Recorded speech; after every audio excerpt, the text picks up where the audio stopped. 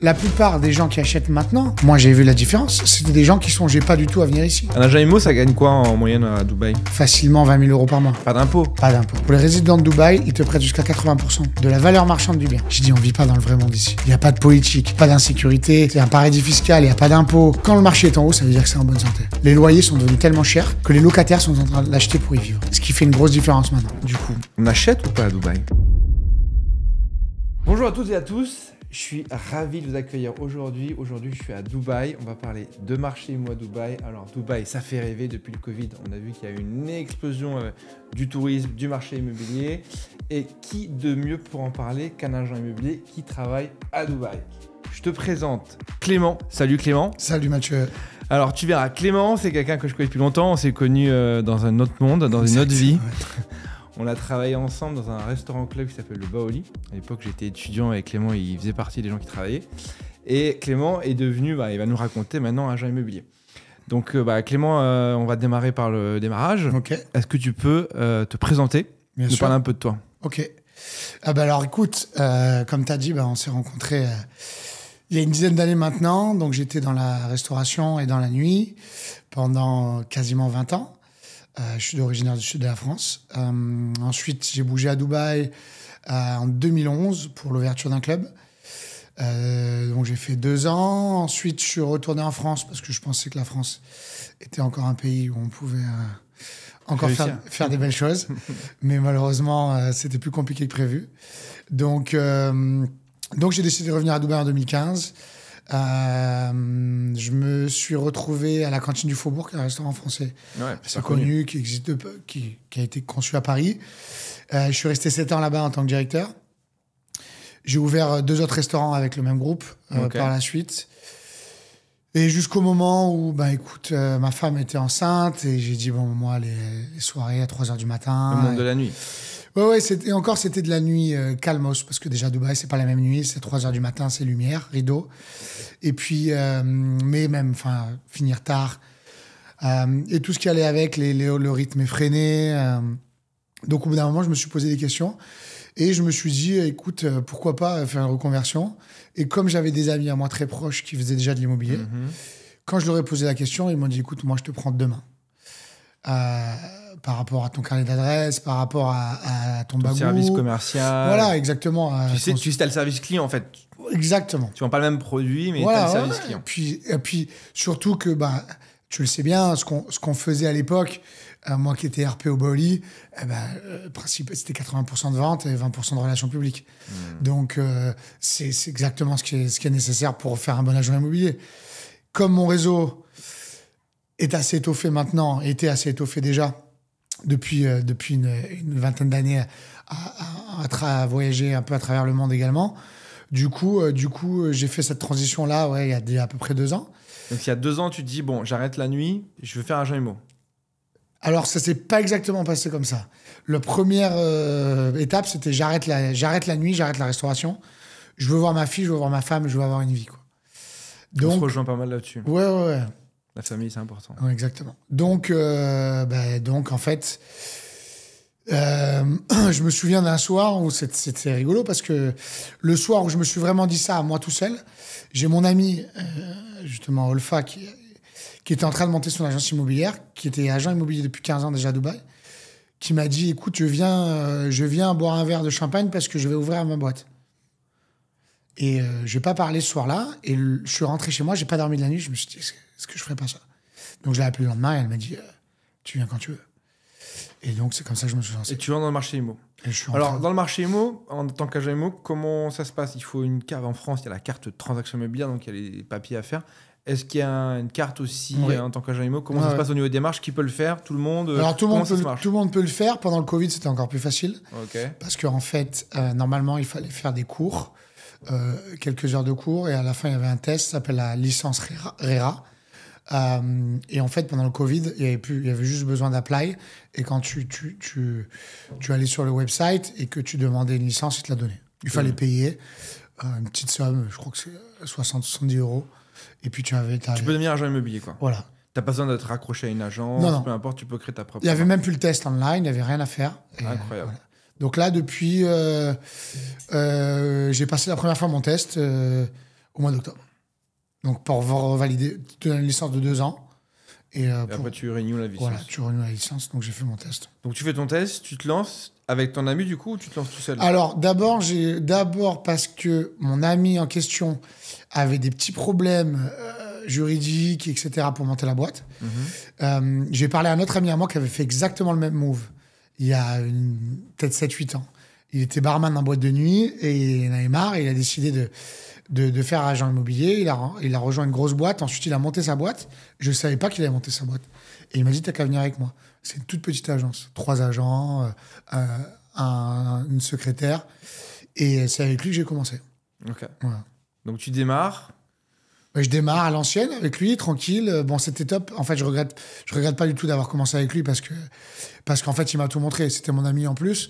Donc, en gros, on était il t'a ouvert son carnet d'adresse, ouais. Il t'a ouvert aussi la méthodologie. Tout, on a travaillé vraiment main dans la main. Et donc, pour comprendre le métier de l'agent immobilier, parce que les gens qui nous regardent, ils sont principalement français. Donc, ils connaissent les agents immobiliers français. C'est souvent des investisseurs immobiliers.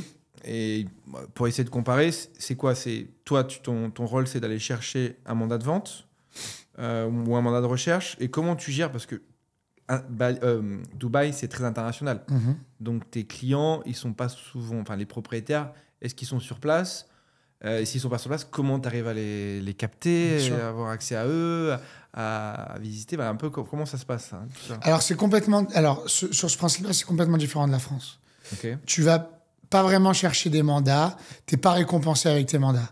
Donc, à l'inverse, tu vas chercher des listings. Donc, moi, quand j'ai commencé, c'est ce qu'on m'a expliqué, alors, non seulement, déjà, de travailler avec ton réseau personnel, donc ton network, donc c'est-à-dire envoyer des WhatsApp, envoyer des broadcasts, déjà, commencer simplement, utiliser les réseaux sociaux en disant que t'as bougé, maintenant tu fais de l'immobilier, envoyer des petits WhatsApp aux gens que tu connais. Tu parles autour de toi, voilà. de ton nouveau métier. Déjà, voilà. Donc déjà, ça, c'est la règle numéro 1. Je pense que c'est dans tous les métiers. Exactement. C'est le bouche à oreille, essayer de parler de toi, quoi. Okay. C'est la meilleure promotion.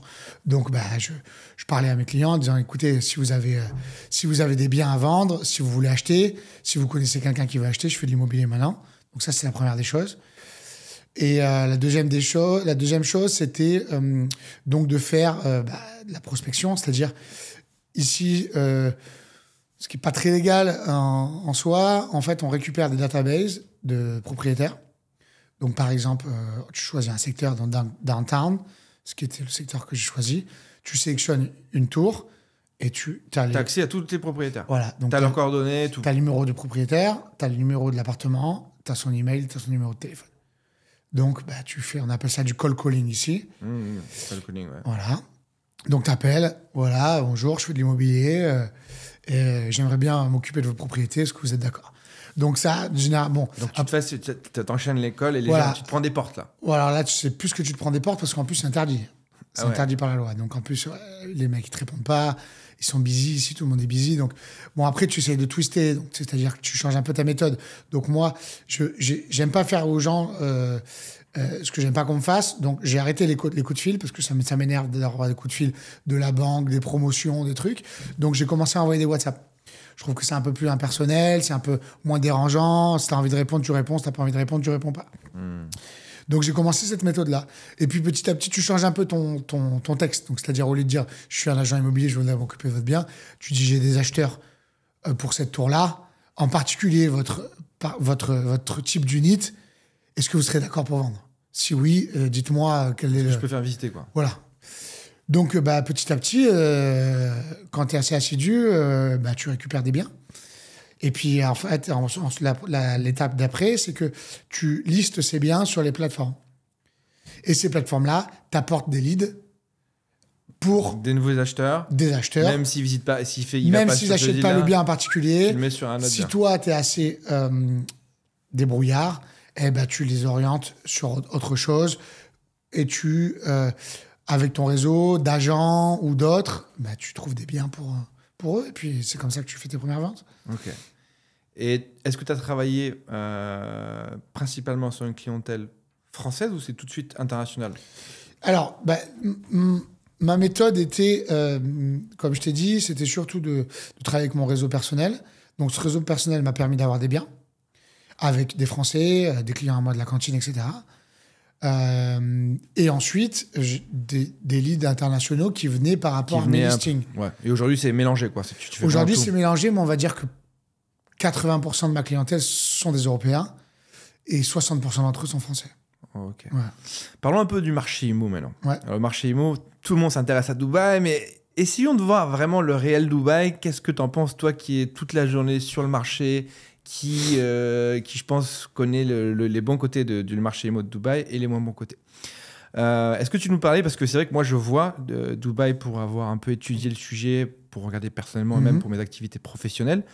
Je me pose beaucoup de questions. C'est un marché qui est intéressant. C'est un marché qui attire énormément de millionnaires. Je regardais encore un sondage, enfin une étude qui montrait que c'était la place qui attirait quasiment le plus de millionnaires. Ouais. Quand tu ramènes ça au mètre carré ou au nombre d'immeubles disponibles, c'est clairement top of the top qui ramène le plus de millionnaires. Sachant que millionnaire ici, ça veut dire milliardaire. Ouais. Exactement. Et donc il y a beaucoup d'argent. On le voit quand on se balade. On voit qu'il y a beaucoup d'argent. Il y a deux marchés, j'ai l'impression. Le marché de l'ancien, le marché du neuf. On a parlé que là, j'ai l'impression que tu t'es lancé plutôt dans le marché de l'ancien. Est-ce que tu peux nous faire un petit état de... pour toi, quel est le marché immobilier, comment il est, toi, ça fait 2 ans. Comment tu l'as vu évoluer? Et si tu arrives à faire la distinction entre marché du neuf et marché de l'ancien? Alors, en effet, il y a deux marchés. Donc, on appelle ça le Ready Properties, Secondary Market, et le Primary Market, ce qui est du off-plan. Off-plan. Donc c'est l'équivalent de la VFA en France, quoi. Voilà, c'est du surplan. Ok. Les deux marchés sont complètement différents. C'est-à-dire que la plupart des grosses agences immobilières, déjà, ont 2 secteurs d'activité. Elles ont leur équipe off-plan, leur équipe secondary market. C'est pas le même métier. C'est pas le même métier. Okay. C'est pas le même métier. Pourquoi ? Déjà, on va commencer par le marché de l'ancien. Le marché de l'ancien, c'est du concret. Donc le concret, c'est-à-dire que tu fais des visites. Le marché de l'ancien, pour moi, c'est le corps du métier, c'est la base. C'est-à-dire que si t'es pas dans une grosse boîte qui fait des grosses campagnes, de pub, etc. Pub, Insta, etc., c'est quasiment impossible de vendre du off-plan. Enfin, c'est quasiment impossible de faire une grosse carrière en off-plan. La base, le cœur, c'est le secondary. Pourquoi ? Parce qu'en fait, comme je disais tout le monde, en fait, c'est très marrant ce que tu dis. C'est quand tu vois Insta, tu as l'impression qu'il faut acheter à Dubaï et tu n'as que du neuf à vendre. Alors que, en fait, la réalité, c'est un peu mon analyse. Moi, aujourd'hui, si demain je vais acheter un bien à Dubaï, je pense que j'achèterai de l'ancien. Mais on va y venir. Mais intéressant en tout cas ce que tu dis. Que, en fait, il faut dépenser beaucoup d'argent en publicité pour faire du off-plan. Oui, pourquoi ? Parce que déjà, en fait, le marché du off-plan est géré par les développeurs. Donc les développeurs de Dubaï qui sont très puissants. Il y en a une vingtaine. Il y a 5 gros. Et en fait, le problème, c'est que déjà maintenant, les prix sont devenus exorbitants. C'est-à-dire que le prix du surplan est devenu aussi cher que le prix du ready, sachant que tu dois attendre. Du neuf. Sachant qu'il y a 2 ans, ou même il y a 1 an. Et que tu as un risque, déjà, ce ne soit pas fait comme c'est prévu sur les plans, qu'il y a du retard, non ? Alors, oui et non. Que du retard, oui. Il y aura du retard toujours. Il y a du retard toujours à Dubaï. C'est-à-dire que, par exemple, 6 mois à Dubaï 6 mois de retard, ça compte pas. Tu arrives 20 minutes de retard, rendez-vous, ça compte pas. Ça, c'est Dubaï. C'est un peu comme la France, le sud de la France, on va dire. Ouais, mais c'est quand même plus... C'est encore plus loin. Ouais, c'est exacerbé parce que les gens, tu es tout le temps coincé dans le trafic, tu pars 15 minutes avant, enfin bon, bref. Moi, je suis toujours à l'heure. Sauf là. Donc, il y a quelques années, par exemple, je te donne un exemple, un one bedroom, qui est ici un 2 pièces, ça valait 1,2, 1,4 millions. D'accord ? Maintenant, ça vaut 1,6, 1,8. Là, tu parles off-plan, là. Off-plan. Okay. Il y a 2 ans, ça faisait 80 mètres carrés. Maintenant, ça fait 65. Donc, et donc, ça veut dire que la personne qui a acheté off-plan il y a 2 ans, si c'est livré 2 ans plus tard, il peut revendre plus cher. Bien sûr. Alors, parce que ça, j'ai vu que c'était un peu une gymnastique. Alors, oui, on appelle ça le flip. C'est-à-dire qu'ici, il y a beaucoup d'investisseurs qui achètent. La semaine d'après, ils revendent. Pourquoi ? Parce que les 5 gros développeurs, sur les projets qui sont super exclusifs, pour avoir une unité, c'est la guerre.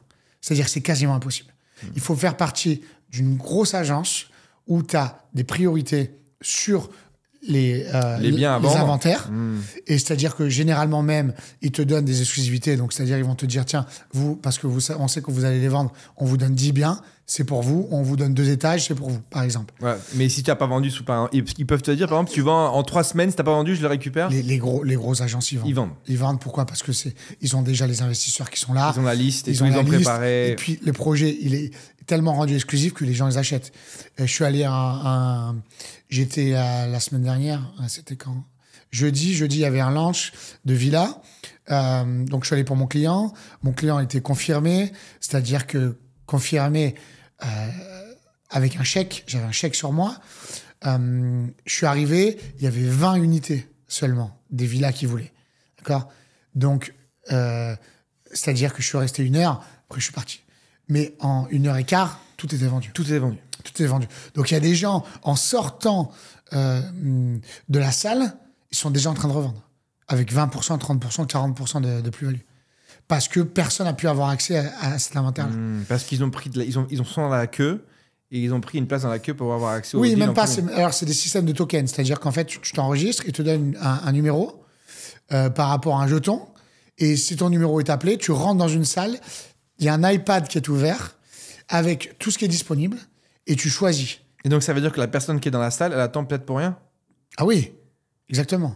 Incroyable. Ah ouais, c'est-à-dire donc, en fait, ils sont très forts des fois, tu attends pour inverser le rapport de force entre vendeur et acheteur. Des fois, tu attends 4 heures. Tu attends 4 heures et tu arrives. En fait, ton numéro est enfin appelé. Tu rentres, mais il n'y a plus rien. Ou il n'y a plus ce que tu voulais. Parce que, reprenons quand même la base. À Dubaï, on est quand même au milieu du sable où on peut construire partout. Plus trop maintenant, mais... Oui, bon, plus maintenant. Mais ce que je veux dire, c'est que en réalité, là, ils créent une rareté du foncier comme si on était en plein centre de Paris. Exactement. Sauf qu'en fait, ils organisent extrêmement bien leur marché. Moi, c'est ce que j'ai constaté. C'est que pour avoir fait l'investisseur, hein, je suis allé chez un des promoteurs, j'ai regardé et effectivement, ils te disent, bon, là, il y a un plateau, donc il y a 5 appartements à vendre aujourd'hui. Tu prends une option et tu dois la confirmer sous 24 heures. Ou sinon, ils mettent quelqu'un d'autre dessus. Quoi. C'est ça. Puis c'est souvent la vérité, en plus. C'est souvent la vérité. Oui, il y a du monde derrière. Il y aura du monde derrière. Bon, après, les leftovers, les unités qui restent, etc., ça peut traîner. Mais généralement, les belles unités, ça part de suite. Et généralement, ces investisseurs-là, c'est... Aujourd'hui, qui investit à Dubaï? Les Tout plus le gros monde investisseurs. investit. Il n'y a pas de... C'est très hétéroclite. C'est-à-dire que, par exemple, la plus grosse population de Dubaï, c'est les Indiens. Ils sont très présents sur le marché immobilier, énormément. Il y a énormément de... Il y a énormément de Russes, énormément de Chinois, beaucoup plus d'Asiatiques qu'avant. Il y a énormément d'Européens. La France est un gros pays. Je crois que c'est le 3e ou 4e meilleur, plus gros acheteur en France, le français. La France est un top 5. Top 5. Top 5, ouais. Incroyable. Ça dépend des développeurs, mais la France, c'est un top 5. Ouais, qu'est-ce qu'il vient chercher le français quand il investit ici? Les impôts. Il vient chercher la fiscalité, la plus-value. Mais il y a beaucoup de Français qui viennent s'installer ici maintenant. Ouais, donc, j'ai pas mal d'amis qui sont installés ici. La plupart des gens qui achètent maintenant, il y a 2 ans, moi j'ai vu la différence, c'était des gens qui songeaient pas du tout à venir ici. Maintenant, c'est ceux qu'on achète ici, c'est qu'en fait, ils commencent à mettre le pied ici, en disant, tiens, je commence mon move en faisant un premier investissement. Okay. Ou en achetant un bien pour eux, pour vivre dedans. C'est facile, c'est rapide, ça fait rêver parce qu'il y a des tours incroyables. Moi qui suis passionné d'immobilier, je me bats dans les rues, je vois l'architecture, je vois les constructions, c'est vraiment l'apothéose de la construction et de l'architecture. Je trouve ça assez incroyable. Ouais, en termes de design, après en termes de finition, il y a encore des progrès, ils sont pas au top. Ils sont pas encore au top. Ah. Bon, mais le design sont incroyables en tout cas. Ouais, c'est vrai. Et c'est vrai qu'on voit une vraie différence entre des tours qui ont 10 ans et ce qui est livré maintenant neuf, qui est magnifique. À 10 ans, ici, c'est les gens, quand des fois ils viennent, on fait des visites, combien d'années à la tour? Tu dis 9 ans. Ah non, c'est trop vieux. Trop vieux. La tour, elle est nickel. Hein. Donc là, on a parlé du marché du neuf. Donc marché qui est bien tendu. Finalement, il n'y a pas beaucoup de stock à la vente. Et j'imagine, sur les emplacements qui sont bons, ça part hyper vite. Ouais. Si on parle un peu du marché de l'immobilier de l'ancien, donc le ready market, comme tu expliquais, tu peux nous dresser une petite analyse? Bien sûr. Avec une vision investisseur. Qu'est-ce que ça apporte? Quels sont les rendements qu'on peut avoir? Toi, si tu devais acheter, qu'est-ce que tu ferais? Alors déjà, que tu saches, donc moi, ma prédominance, c'est le marché, le secondary market, tout ce qui est ready. C'est ce que je fais. Je fais des petites ventes off-plan de temps en temps, comme les clients me demandent. ce qui fait beaucoup de bien en finance d'ailleurs, parce que c'est des commissions qui sont beaucoup plus importantes. Mais je me focalise sur le secondary market. Donc, déjà, il y a beaucoup de préjugés. J'entends beaucoup de choses de gens qui viennent de l'étranger qui pensent que, comme quand je suis arrivé à Dubaï en 2011, les gens pensaient que tu repartais de Dubaï avec des mallettes pleines d'oseille, de cash. C'est pas vrai. Ça, c'est toujours été, peut-être à l'époque, pour des constructeurs, mais en tout cas, c'est pas vrai. Tu fais de l'argent, ouais, mais c'est comme pour l'immobilier. Ici, le rendement, la moyenne de rendement, elle est entre 4,5 et 6%. D'accord, sur du secondary. Sur du bien locatif. Ok. Voilà. C'est la moyenne de Dubaï. J'entends beaucoup, même on voit des publicités souvent, 10, 12%, etc. Alors oui, ça arrive, c'est vrai. Mais c'est pas la majorité des cas. La majorité des cas, si tu es à 6-7% net, c'est que tu as fait un bon achat. Bien. C'est bien. C'est que tu as fait un bon achat. Okay. Donc on est à peu près dans ces eaux-là. Donc je vais te dire quels sont les points positifs, les points négatifs de ce marché-là.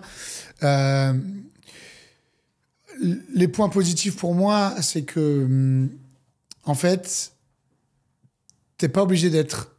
parce qu'ici, ça marche beaucoup dans le sens où les agents sont spécialisés dans une area. D'accord. Moi, par exemple, je suis plus spécialisé downtown, DIFC. Quartier que j'adore. Voilà, c'est parce que je me sens le mieux. Quartier profond, quartier liquide.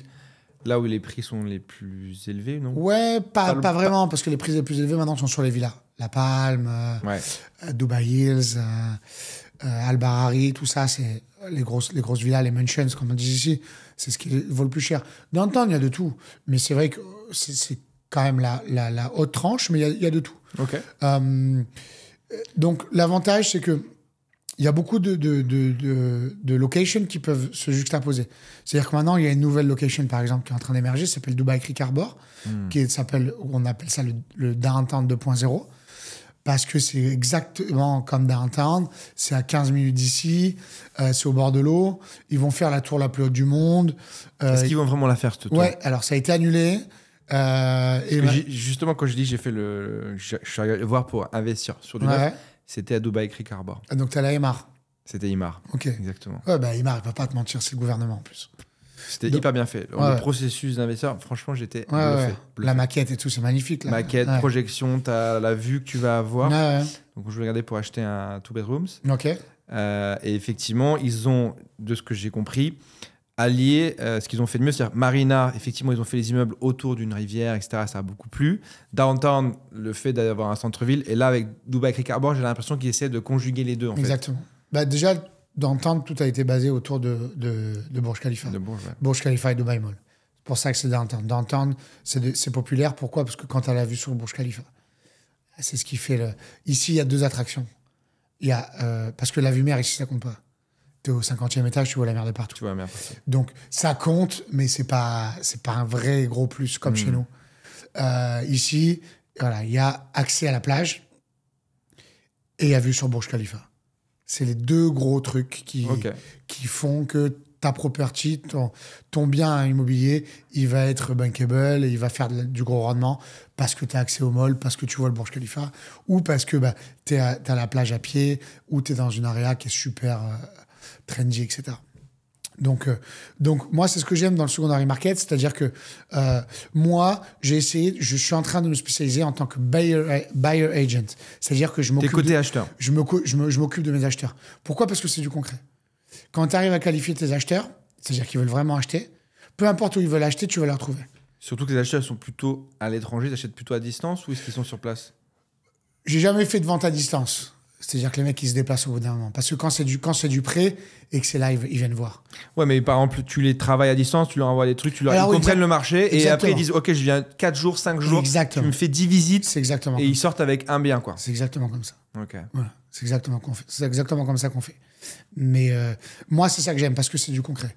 À contrepartie, à l'inverse du surplan, c'est un travail assez long parce que, en fait, il y a tellement d'offres que le mec, il va toujours trouver un truc à redire, quoi.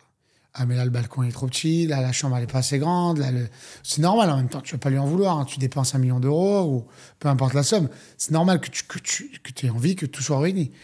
Mais le surplan, tu envoies un floor plan, Tu envoies la réputation du développeur et le mec, il signe. Il n'a pas besoin de se déplacer, quoi. Eh oui. Donc, la vente, elle peut se faire en 20 minutes. Alors, j'ai plein de questions qui me viennent.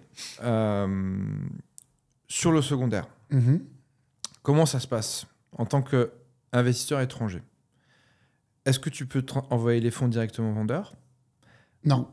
Ouais, je sais, parce que je sais que tu vas me répondre. Ça, c'est un gros point. Et c'est là où on comprend comment Dubaï a été créé au niveau du marché immobilier, que tout l'argent il est fléché vers le off-plan pour construire Dubaï et pas sur l'ancien. Mais on va en parler. Et est-ce que tu peux nous parler aussi du crédit immobilier? Comment ça se passe? Bien sûr. Si on est investisseur français, enfin, si on est investisseur français ou on va dire étranger au sens large, non résident, et investisseur résident.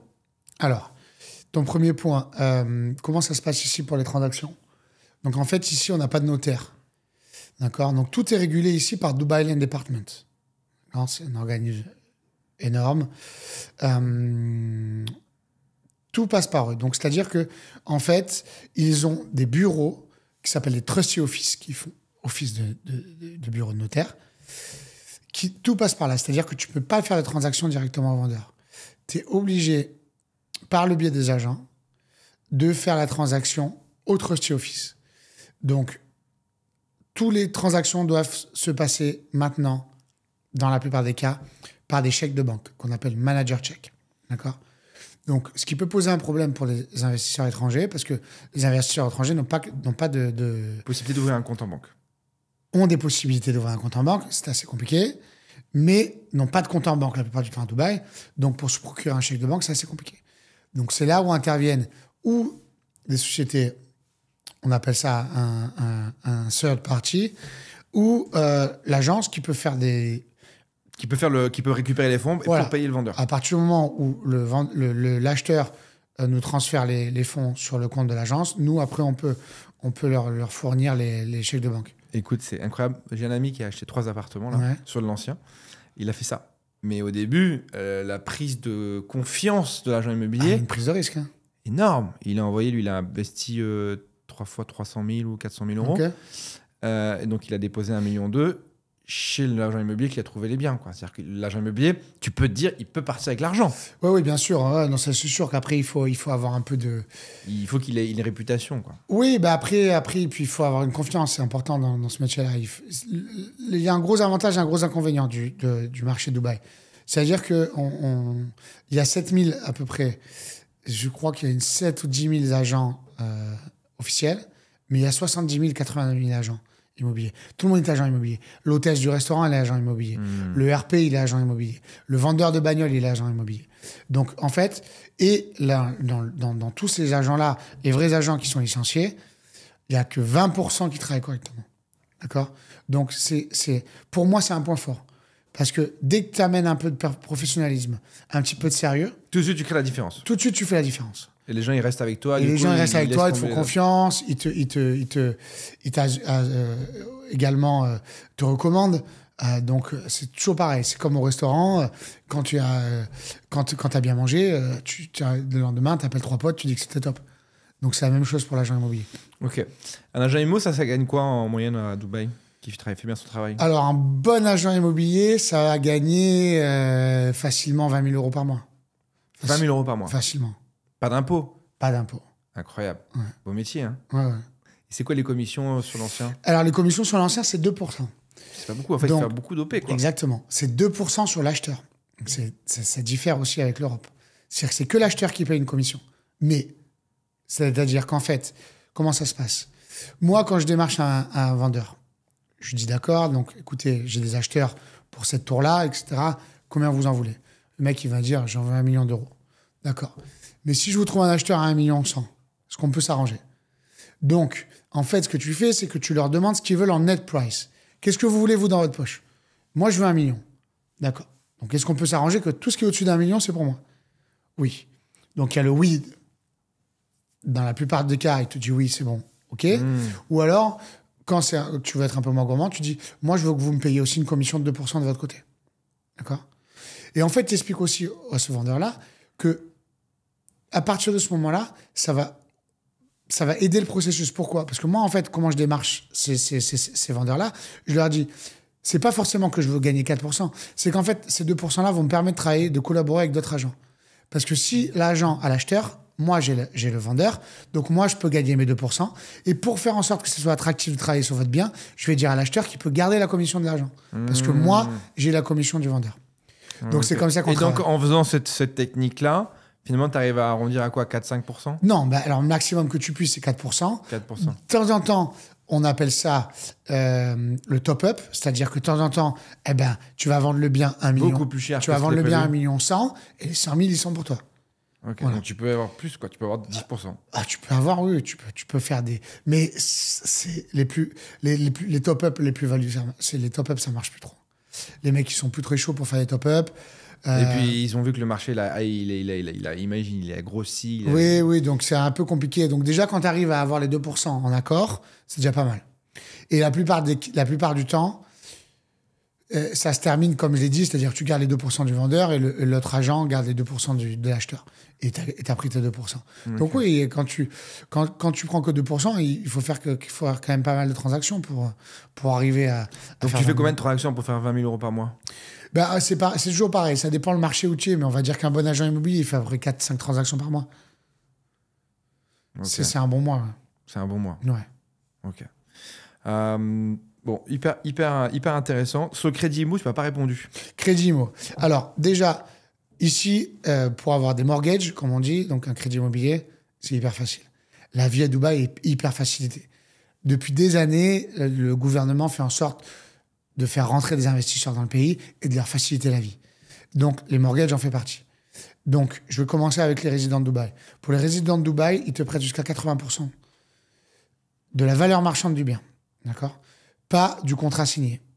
D'accord ? Parce qu'il faut une expertise. Exactement. Parce qu'à partir du moment où tu contractes un crédit, la banque va envoyer une valuation company, d'accord, pour évaluer la valeur marchande du bien. Imaginons que tu as signé un bien à 1 million, d'accord ? Mais la valuation va estimer ton bien à 900 000. La banque va te prêter 80% des 900 000, pas de 1 million. D'accord ? Donc ça, c'est 80%, voire jusqu'à 84 ou 85 sur certaines banques. Parce qu'ils peuvent inclure les frais. Quand tu es investisseur étranger, la plupart du temps, ils te prêtent jusqu'à 60%. Voilà. Donc, ça met du temps, c'est compliqué? Non, c'est un processus qui prend, on va dire, à partir du moment où tu fais la première démarche jusqu'à signer le bien, on va dire qu'en moyenne, c'est 60 jours. Ça va hyper vite. 60 à 90 jours. Oh, okay. Si ton dossier est un peu complexe, que tu es self-employé, etc., mais si tu es employé d'une grosse boîte, que tu envoies tes documents le jour même, en 60 jours, on peut faire le transfert. Okay. Bon, maintenant, on va parler un peu argent. Comment on peut gagner le maximum d'argent en investissant dans l'immobilier? Est-ce que tu as des stratégies? Alors, toi qui connais bien l'ancien, on va peut-être parler plus de l'ancien. Si demain, tu devais donner un conseil à des investisseurs, tu te donnerais quoi comme conseil? Faire du marchand de biens, de l'investissement locatif ou acheter? Ça serait quoi tes conseils? Déjà, pour moi, c'est-à-dire que moi, j'essaie de donner à mes clients du sur-mesure. C'est-à-dire qu'il faut, en fait, répondre aux besoins du client. C'est-à-dire ce que tu as envie. Donc, moi, j'ai des clients qui m'appellent, qui me disent « Ouais, j'ai envie d'investir, etc. Je vais acheter du surplus. » Tu vas acheter du surplus, mais tu vas investir. C'est-à-dire que tu es prêt à t'asseoir sur ton argent pendant 3 ans. C'est un investissement, oui, mais ton argent va dormir pendant 3 ans. Parce que pour l'instant, tu payes ton plan de paiement, et c'est pas prêt, tu n'as aucun retour sur investissement. Si tu es prêt, d'accord. Moi, ce que je te conseille, si tu veux du retour maintenant, c'est qu'achète quelque chose de prêt déjà. Donc, ça dépend ce que tu cherches à faire. Ça dépend ce que tu cherches aussi comme retour sur investissement. Si tu veux du retour fort et de suite, je vais te conseiller d'acheter quelque chose un peu moins cher qui va se louer mieux. C'est-à-dire là, d'un rendement locatif. Et est-ce qu'une stratégie de dire, OK, il y a certaines tours qui sont bien placées, mais pas jolies parce qu'anciennes, tu rénoves les appartements? C'est un peu compliqué. C'est-à-dire que tout le monde cherche l'appel rare. Tout le monde cherche la villa qui est en train de tomber, de la retaper, de la revendre 4 fois plus cher. Ça arrive, mais ça, il faut vraiment être sur le qui-vive. Est-ce qu'il y a des gens qui arrivent à faire beaucoup d'argent en faisant du flip, des marchands de biens, de la réno? Ça, ouais. Mais alors, et c'est quoi les marges généralement? Alors, ce que je dis à mes clients maintenant, concrètement, c'est que je dis oubliez la plus-value. La plus-value, c'est l'histoire ancienne. Parce que tu considères que le marché est trop? Parce que je considère que le marché est trop haut pour l'instant. Et ce que je considère que pour acheter très bien, c'est compliqué. Alors, de temps en temps, on va faire des coups sur des mecs qui sont à la gorge ou sur des, comme tu dis, sur une tour qui est un petit peu bancale, où on va pouvoir, avec une belle vue, on va pouvoir faire un bien qui est un peu plus joli. Mais moi, c'est pas ce que je conseille. Alors, ça m'est arrivé, encore jusqu'à hier, j'ai une cliente qui a acheté un bien, que le gérant d'Iram, à 1,65, donc 1,650 000. J'ai une offre à 2,2 millions là. Donc, elle peut faire 400 000 dirhams, Elle peut faire 400 000, donc 100 000 euros à peu près. Elle peut faire 400 000 euros. Elle peut faire 100 000 euros à peu 100 près. 000 euros à peu près, sans avoir rien fait. Le bien, il a été libéré hier. Parce qu'il était loué. Il était loué. Donc là, elle l'a libéré. Elle l'a libéré. J'ai fait... Et donc là, elle pourrait le revendre 100 000 euros plus cher. Elle veut pas, parce que pour l'instant, elle n'est pas ici, elle n'est pas sur place. Et je comprends tout à fait. Et puis, son bien, il va lui rapporter entre 9 et 10%. C'est ça. Parce qu'on a fait un super achat. Exactement. Donc, ça et arrive. En plus, les loyers sont payés un an d'avance. Ouais, alors il y a... Un peu moins maintenant, peut-être. Ouais, ça dépend. C'est surtout normalement plutôt sur le marché du luxe, ça. Mais sinon, ça varie entre 2 et 4 chèques. 2 et Donc, 4 chèques. les 4 chèques sont faits à l'avance, mais datés. Et donc, demain, le locataire paye pas. Comment ça se passe? Il est dehors, ça va... En fait, tu as le chèque normalement. Mais si, imaginons... ouais, tu as le chèque d'avance. Tu as toujours 2 à 4 chèques d'avance. Tu as les chèques pour l'année. Et il sait pas comme en France. C'est-à-dire que les gens qui payent pas ici sont dehors, quoi. Oui, il n'y a pas de squat, il n'y a pas tout ça, mais oui, les gens sont dehors. Si tu ne payes pas, tu vas à Dubaï courte et les gens sont dehors. Okay. Donc tu disais que le marché, tu le considères un peu haut. Pour toi, si on essaie de se projeter, comment tu vois évoluer ce marché? Alors là, déjà, on peut ressentir qu'il y a une petite, pas baisse, mais ça commence à stagner un petit peu. Et tu l'expliques comment? Ça commence à se régulariser. Je l'explique avec le fait que les Russes, c'est terminé. Ça fait monter les prix, tout voilà, ça. Ils sont plus là. Ça arrête. Enfin, ils sont plus là. Ils sont plus en force. Le marché du surplan commence à s'essouffler parce que y a plus trop de terrain. Par exemple, Downtown, c'est terminé. Eh oui. Downtown, il y a plus aucun terrain. Il y a plus ouais. Business Bay, ça commence à s'essouffler. La Marina, ils ont lancé un projet Emar il y a un an, mais c'est pareil. Donc voilà, donc là, en fait, ce qui se passe sur Dubaï, c'est comme pour tout, comme pour Bali que tu connais bien. En fait, chaque année, il y a un nouveau coin. Ça s'écarte de 20-30 km. C'est pareil ici. Donc, sauf qu'ici, les gens, ils n'ont pas envie d'être à... Il y a une nouvelle mode à chaque fois. Et là, il y a une nouvelle mode aussi qui est en train de s'instaurer. Ça s'appelle Ras Al Khaimah, avec le casino. Donc, les gens sont friands de ça.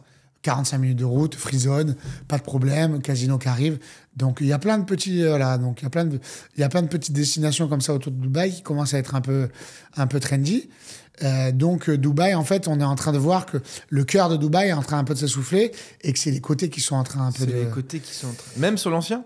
Même sur l'ancien. Incroyable. Donc moi, des fois, j'essaye un peu d'être visionnaire et de dire, par exemple, moi, je pense qu'il faut acheter là-bas parce que pour l'instant, les prix sont un peu plus bas, mais ils sont en train de construire autour, donc ça va prendre. Toi, tu penses qu'il faudrait acheter où, là, pour les prochaines années?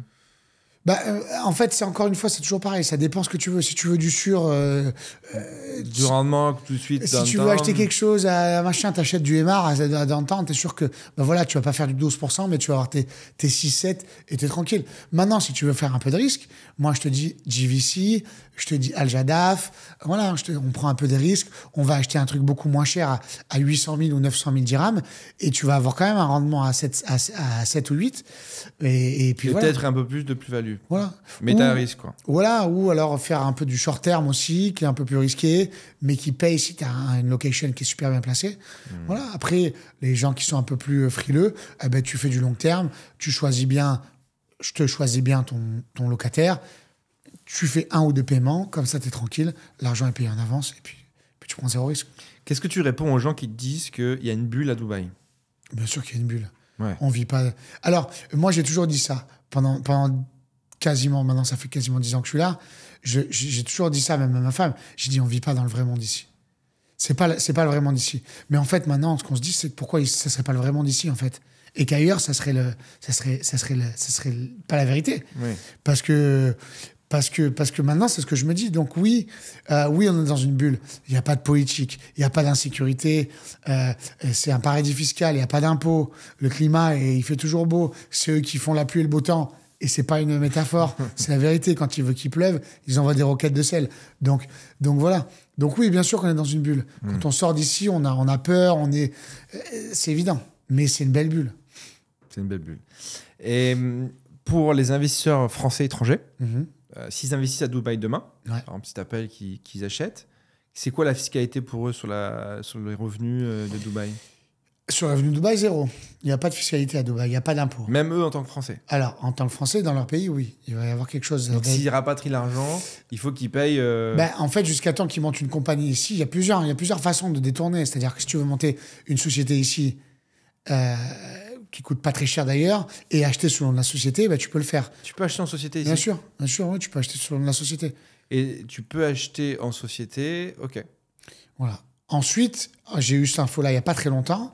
J'ai un client qui est en train d'investir ici. Il m'a dit on était en train de conclure. Il m'a dit attends, il faut que je regarde parce que ils vont me le prendre sur l'USF. Donc il y a des l'IFI maintenant. L'IFI maintenant, exactement. Mais ils sont après, je suis pas là pour faire l'apologie du détournement, mais il y a toujours des manières de faire. Mais je sais que maintenant, depuis pas longtemps d'ailleurs, Dubaï est en zone rouge d'ailleurs, il y a quelques années, tu pouvais encore emprunter en France pour investir à Dubaï. Maintenant, c'est plus possible. C'est possible. Et maintenant, ils vont même t'imposer apparemment sur tes revenus locatifs. Ok, en France. En France. Ils vont regarder, en fait, je crois qu'il y a un principe en France qui dit que si tu payes moins d'impôts sur des biens que tu peux avoir à l'étranger, il faut que tu payes la différence en France. Je m'explique. Imaginons que tu es fiscalisé. Alors, la fiscalité sur l'immobilier est assez élevée en France, à part si tu fais ça en société. Mais imaginons que tu fais un nom propre, tu peux être fiscalisé jusqu'à 62% de tes revenus locatifs. Et donc, le principe dit, imaginons ici, tu es fiscalisé à zéro. Quand tu rapatries en France, tu dois payer 60%, l'équivalent de 60%, si effectivement tu es concerné par cette tranche marginale d'imposition. Mais c'était intéressant d'avoir cet avis. Ok Clément, on arrive quasiment à la fin. Okay. Je voulais savoir, du coup, on achète ou pas à Dubaï? Alors moi je dis oui. Je dis pas oui que pour moi, je dis oui parce que bien évidemment que c'est un beau marché. C'est un beau marché, c'est élevé, mais on peut encore acheter bien. Il n'y a pas de moment pour acheter. C'est pas parce que le marché est en haut. Et pour moi, justement, quand le marché est en haut, ça veut dire que c'est en bonne santé. Okay. Donc, à partir du moment où toi, tu arrives à éduquer un petit peu tes acheteurs et tes vendeurs, là, tu peux bien acheter. Parce que ce qui est en train de se passer à Dubaï, pourquoi le marché est toujours en hausse? En fait, il y a une tendance ces dernières années qui fait que les loyers sont devenus tellement chers que les locataires sont en train de l'acheter pour y vivre. D'accord ? Ce qui fait une grosse différence maintenant. Et pourquoi il y a encore beaucoup d'investisseurs? Parce que les loyers sont très élevés. Ce qui fait que le marché... Il y a un rendement qui est plus élevé. Exactement. Donc, ça... Il y a un index qui change chaque année. Je crois que les loyers évoluent en fonction de l'index RERA, exactement. Par rapport à ton emplacement, par rapport à ta tour et par rapport à la surface que tu as. Voilà. Exactement. Donc, les loyers montent pas mal. Les loyers montent pas mal, mais pas trop par rapport à RERA. Mais ce qui fait, en fait, à partir du moment... Donc, ça, c'est simple. C'est-à-dire que si tu as un locataire qui est déjà en place, tu es obligé d'indexer le loyer. Voilà. Tu es obligé de suivre l'index RERA pour pouvoir augmenter le loyer ou pas. Si le locataire s'en va de l'appartement et que tu le reloues à un nouveau locataire, tu n'es pas obligé de... Tu loues ce que tu veux. Tu loues ce que tu veux. Si ça a pris parce que c'est un bon endroit, exactement. Tu fais plus 10, plus 20. Exactement. C'est ce qu'a fait mon ami. Ouais. Voilà. Donc, c'est comme ça que tu marches, en fait. Ouais. Donc, et tu augmentes ta rentabilité locative petit à petit comme ça. Exactement. Donc, oui, il faut acheter à Dubaï encore. Il faut diversifier son portefeuille. C'est ce que je dis à mes clients. Au lieu d'acheter 3 biens sur du prêt, fais-en 2 et 1 sur off-plan. Si tu as la possibilité de suivre le plan de paiement, de payer les installements, tous les 3 mois, fais ça. Prends-en un qui va sortir en 2025-2026.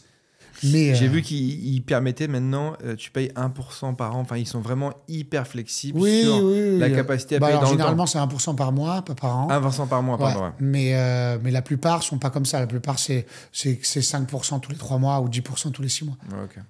Ok. À partir de combien on peut investir à Dubaï? C'est quoi le ticket d'entrée, on va dire, sur un bien On va dire que si tu veux acheter quelque chose de correct, il faut à peu près... à partir de 150 000 euros minimum pour avoir un studio. Ouais, c'est pas énorme finalement. Non, c'est correct. Ok. Clément, merci beaucoup. Avec plaisir. Franchement, c'était hyper intéressant. Plaisir, Mathieu. Bravo pour cette reconversion. Merci. C'est une belle reconversion. On finit dans l'IMO et quand on tombe dans l'IMO, généralement, on y reste. Ah ouais, Je crois que maintenant, on partage cette passion commune. C'est prévu. Après avoir partagé, avant avoir partagé effectivement la passion de la nuit. Bon, la nuit, on l'a toujours. On l'a fait un peu, mais en nous. moins en client. Écoute, c'était hyper cool. Top. Donc, écoute, j'espère que cette vidéo t'aura plu, que ça te permettra de répondre à toutes les questions que tu avais sur Dubaï. Je sais que vous êtes très nombreux à vous poser des questions sur l'investissement à Dubaï. Et là, je pense qu'on a bien décrypté le marché. Et je te dis à très bientôt dans une prochaine vidéo.